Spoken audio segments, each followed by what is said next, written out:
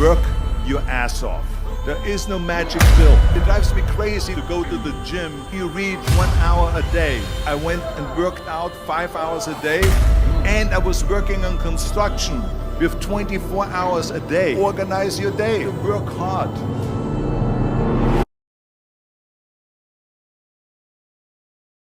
I went to college.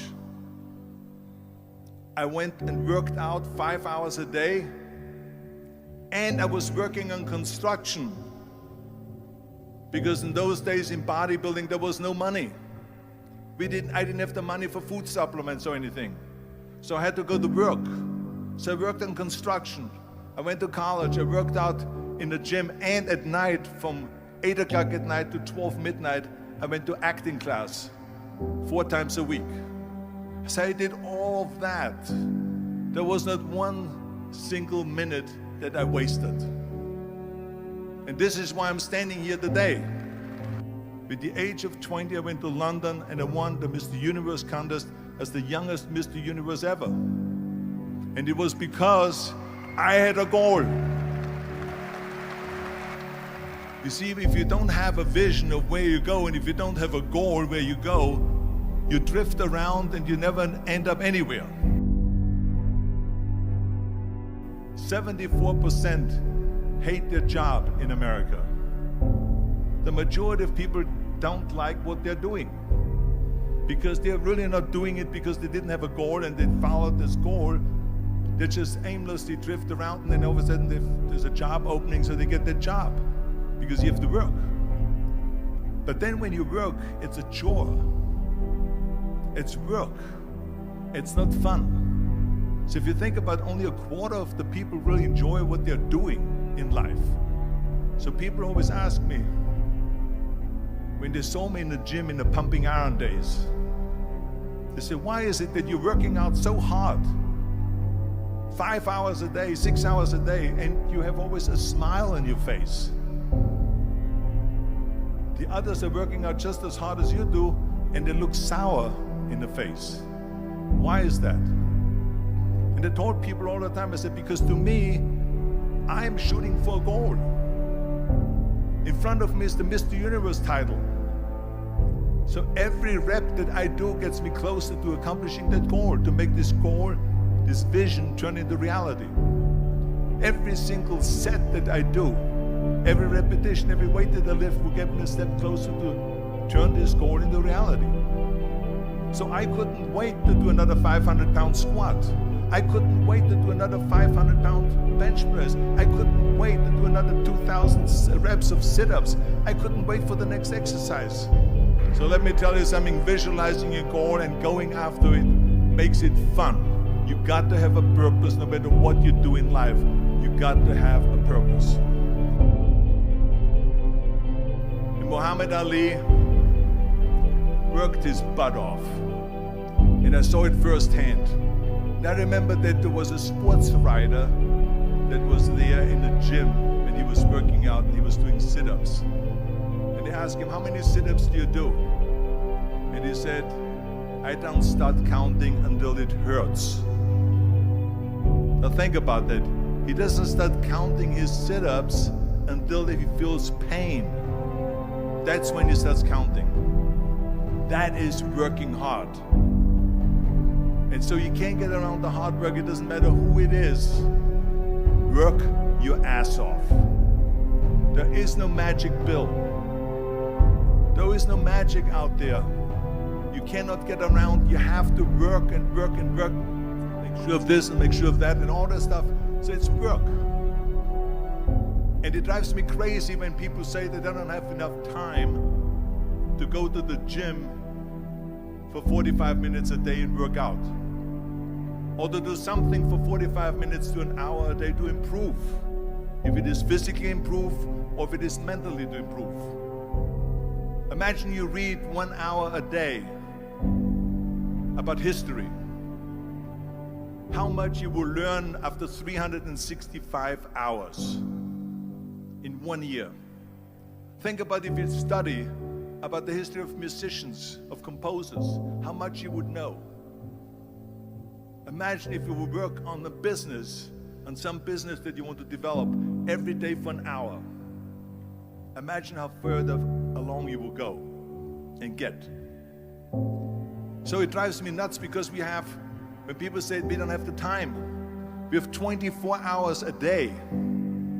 We sleep 6 hours a day, so that gives you still 18 hours. So there's someone shaking their head out here in front. They say probably, I don't sleep 6 hours, I sleep 8 hours, right? Or just sleep faster. So we have 18 hours a day. The average person works around 8 to 10 hours. So let's assume it's 10 hours, so we have 8 hours left. Then you travel around an hour a day, maybe 2 hours a day. So now you have still 6 hours left. So what do you do with these 6 hours? What do you do with these 6 hours? Then we eat a little bit, then we schmooze a little bit, talk a little bit to people and all that stuff. But you can see how much time there is available if you organize your day. So you got to work hard. I hate plan B. And I tell you why. Because we have so many doubters, as I've said earlier, the no-sayers. We have so many of those people that say no and you can't do it, that's impossible. That is okay because we just turn off, as I said earlier, and we listen and we hear the no being a yes. You can't do it, you can do it, and all of that. So that is possible to do that amongst all the negative people around you. But when you start doubting yourself, that's very dangerous. Because now what you're basically saying is that if my plan doesn't work, I have a fallback plan, I have a plan B. And that means that you start thinking about plan B, and every thought that you put into plan B, you're taking away now that thought and that energy from plan A.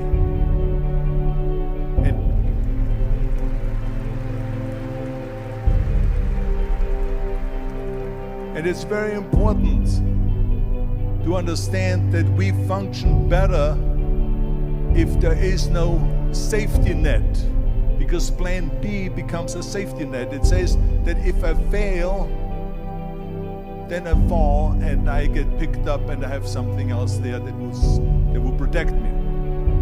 And that's not good, because people perform better when there's no safety net. People perform better in sports and everything else if you don't have a plan B. I'm telling you, I've never ever had a plan B. I made a full commitment that I'm gonna go and be a bodybuilding champion. I made a full commitment that I'm gonna be in America. I made a full commitment that I'm gonna get in the show business and I'm going to be a leading man. No matter what it takes, I will do the work. I will do the work over and over and over until I get it. And the same was in politics and everything like that. So to me, it is very dangerous to have a plan B, because you're cutting yourself off from the chance of really succeeding. And the reason, one of the main reasons why people want to have a plan B is because they are worried about failing. What is if I fail, then I don't have anything else?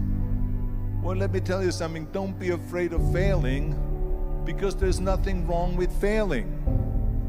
You have to fail in order to climb that ladder. There's no one that doesn't fail. Michael Jordan said in one of his interviews, when they said, "You're unbelievable, you're the greatest basketball player of all times." I mean, tell me about that. And he says, well, you're just mentioning the successes. But he says, for me to become the greatest basketball player, I missed 9,000 shots when I was playing basketball at the NBA games. So during these games that he was so successful, he missed 9,000 shots. Does it make him a failure? No. He's one of the greatest basketball players of all times, but he failed 9,000 times. Do you get it? We all fail. It's okay.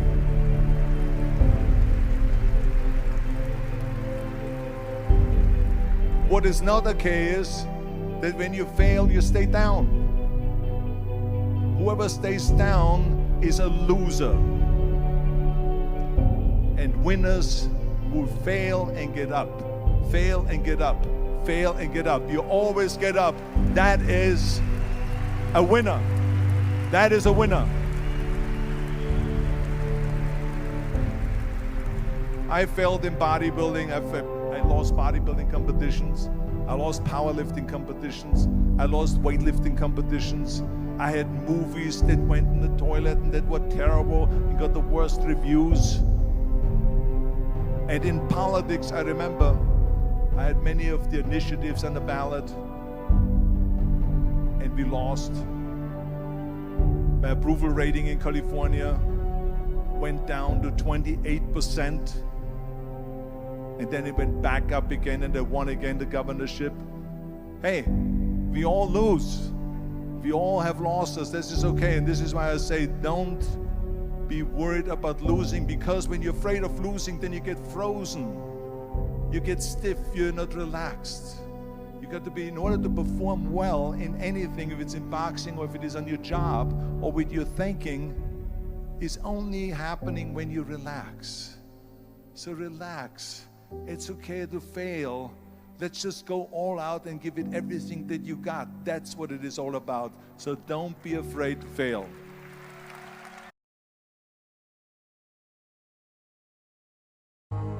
Weakness. Do I have weakness? I am nothing but weakness. I'm not naturally strong or fast or flexible. I'm certainly not the smartest person in the world. I get emotional over stupid things. I eat the wrong foods. I don't sleep enough. I procrastinate and I waste time. I care too much about meaningless things and not enough about important things. My ego is too big. My mind is too small, often trapped inside itself. Now, all that being said, I have a saying. A person's strength is often their biggest weakness, but their weaknesses can become strengths. I don't accept that I am what I am, and that is what I am doomed to be. I'm fighting. I'm always fighting. I'm struggling, and I'm scraping and kicking and clawing at those weaknesses to change them, to stop them. Some days I win, but some days I don't. But each and every day I get back up and I move forward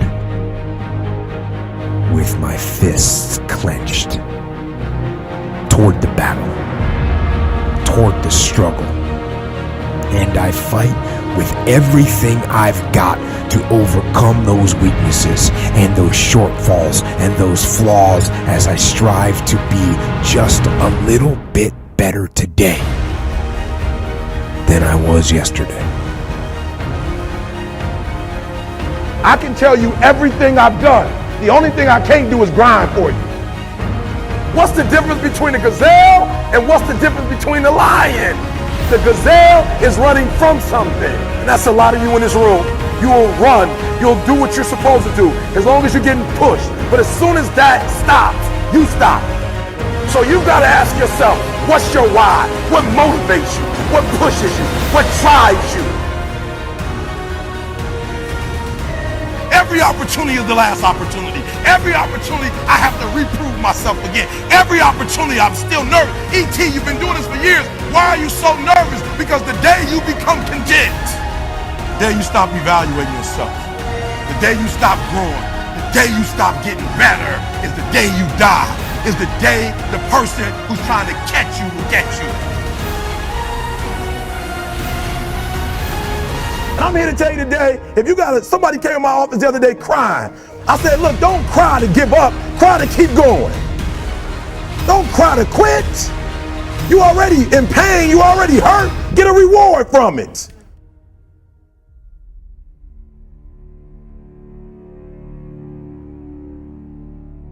fight. Go down swinging. And I'll tell you, if you fight with all you have, more often than not, you won't go down at all. You will win. But you have to make that attitude a part of your everyday life. Do the extra repetition. Run the extra mile. Go the extra round. Make the right choices. Give the full measure. Make yourself stronger, mentally and physically. Stand and fight. Fight against weakness, against fear, against time, and against decay. Fight back. Go down swinging. Give every day everything you've got. And when you face a challenge, even something you don't believe you can win, or a situation where you know you cannot win, remember this: you have nothing to lose. So, stand up. Go forward. Go out in a blaze of glory, fighting with everything you've got, every ounce of energy, every bead of sweat, every drop of blood, until your last breath. And then, and only then, can you stand down. If you're going to be successful in this game, you got to have a dog within you. You got to know it's a dog fight, and you got to go get that fight. Life ain't going to be easy. Ain't nobody going to hand you nothing. Just because you got a degree, you think because you got a degree and you wrote a book, they about to bow down to you. That's just step one, boo, in this game. Good people can't really handle them on the level that someone who's great is. So you're praying for greatness, and a problem comes and you're running from the problem. You don't understand that it is in solving the problem that you become wealthy. You don't understand that when you solve that problem, you solve something that 2 other million people couldn't solve. And so once you solved it, that solving the problem elevated you. The longer you wait, the longer you wait. I'm being real. The longer you wait to get started and just start grinding, the longer you're going to wait to get to the other side and get that reward. There's nothing wrong with the opportunity. You're not giving 120. You're giving 70. You're giving 60. You're giving 50. And you want what these people who've given sweat, who's given blood, who's given tears, you want what they paid for, and it ain't free. It takes both emotion and logic to reach your maximum potential, to really give everything you have, to go beyond your limits. Because emotion and logic will both reach their limitations. And when one fails, you need to rely on the other. When it just doesn't make any logical sense to go on, that's when you use your emotion, your anger, your frustration, your fear to push further, to push you to say one thing: I don't stop. When your feelings are screaming that you have had enough, when you think you are going to break emotionally, override that emotion with concrete logic and willpower that says one thing: I don't stop. Fight the weakness of logic with the power of emotion. And in the balance of those two, you will find the strength and the tenacity and the guts to say to yourself, I don't stop. You don't belong at the bottom, and it's time for you to get your butt from down there. It's time for you to stop being comfortable at the bottom. Get your butt up and get to where you're supposed to be. The Bible says he was in a pig pen and he came to himself and he went home. Get your butt up. You are a royal priesthood. Get where you belong. Do what you're supposed to do. Live like you're supposed to live. You don't quit now. It's the 10th round.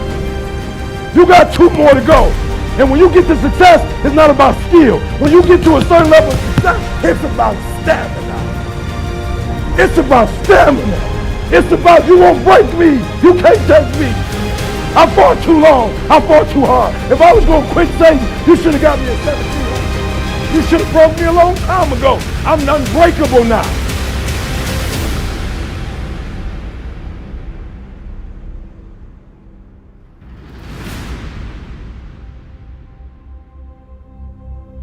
And you're gonna have to fight and fight and fight and fight.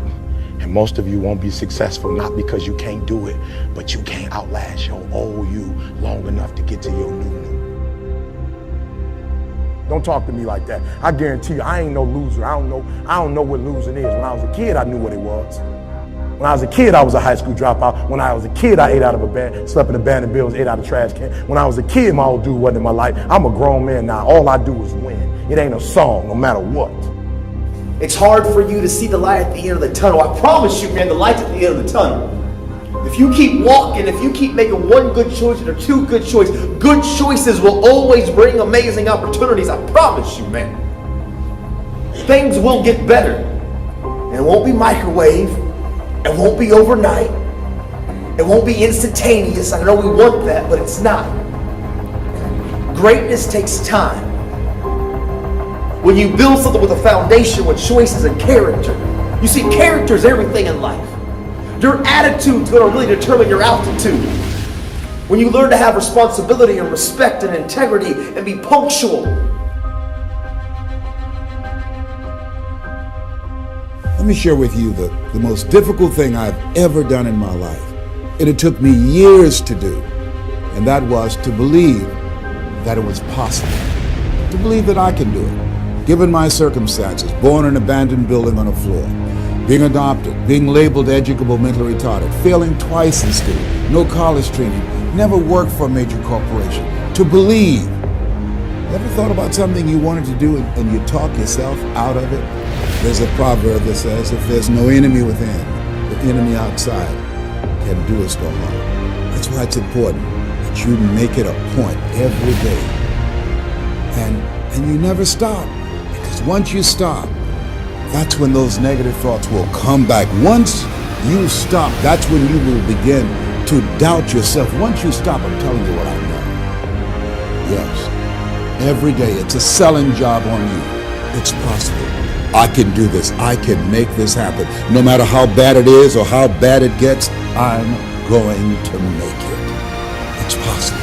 Feed your mind with words that you write and words that you hear and words that you speak to yourself. Feed your faith and your doubts will starve to death. Say to yourself, it's possible. It's possible. It's possible. Even when you have no evidence to point to, say to yourself, it's possible. There's nothing as powerful as a made-up mind.